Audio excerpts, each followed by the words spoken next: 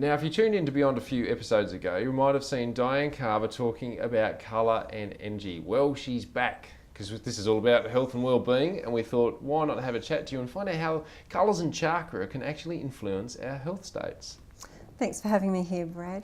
Oh, our pleasure as always. Well, I thought I'd put a little bit different perspective on health and well-being, looking at it from the Eastern philosophy. Chakras originated through the Hindu philosophy and a lot of through Asia. And there's different understandings around that. Some of them are 5 chakras, some of them believe up to 12 chakras. So, yeah, we've got a few different perspectives on it. So just to retouch on to those at home who may have missed previous episodes where you've been on the show, Dianne, chakra, what is a chakra? A chakra is a wheel of energy. It's actually a spinning vortex of energy. And we have them, Western philosophy has adopted the 7 major chakras.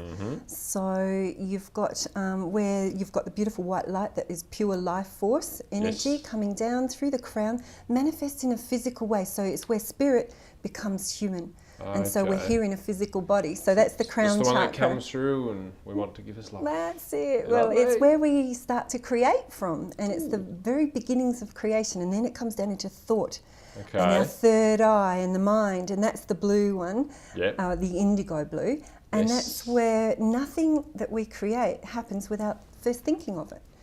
So it's where our wisdom and insight and the vision that we have to perceive or conceive of an idea and how to manifest that. So indigo blue is where our thought comes from. Absolutely. So then you have the throat chakra, and where you're talking about the blue of that, that's where the head and the heart connect. So it's our will and how much will we have to do what we want to do. Okay, so that's again how we, then came the word and the spoken word, and that's where we learn to ask or to communicate.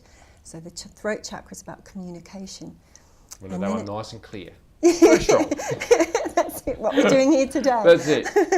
And then it goes down into our heart, of course, and the heart is the balance between heaven and earth. And so the heart is the balance in our lives of love and manifestation of that. And therefore the heart actually has 2 colours. It has the pink and the green. And the pink is about consciousness of the divine love energy coming in, and the green is the human state of love and our relationship aspect.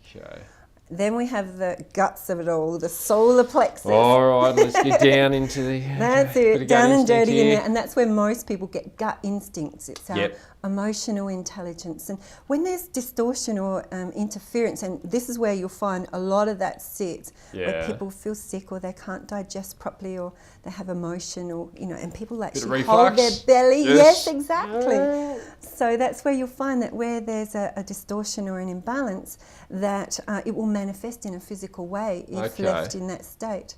Then you've got your sacral chakra. Now that's all about sexuality. It's about wealth and finance.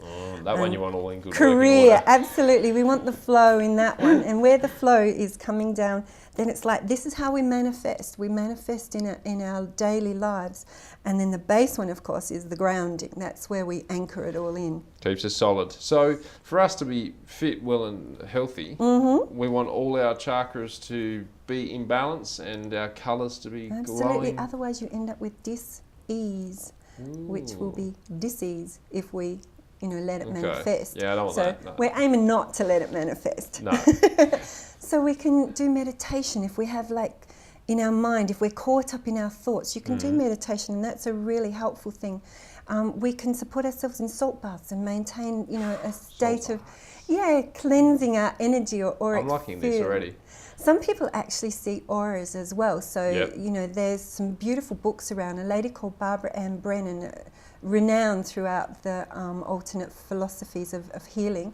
And she actually saw the energy fields of people. And so she was a scientist that worked for NASA. And so then she developed all these tools to measure. So that's a really fascinating book if you want to explore it further. To go a bit further. And do you have, just before we wrap, a couple more tips on how we can get things into balance? Okay, so again, you're working with more awareness. You're going in, you're listening to your own inner wisdom, because most of us actually know how to heal ourselves. And the more we learn to listen and practice to hearing our inner voice, then the more we can stabilize and balance. And get in touch with ourselves and feel the love from the inside out. Create a healthy environment, so our home environment as well, so it's what's within, and then creating that outside of ourselves to support a healthy lifestyle, the salt lamps, the music. So basically what we feel inside is what we project out. Absolutely. Sounds good to me. Look, Dianne, thank you for coming on to Beyond once again. Thanks for having me. I always enjoy it. Thanks. Excellent. Stay tuned to Beyond if you want to keep fit. More and more info coming up.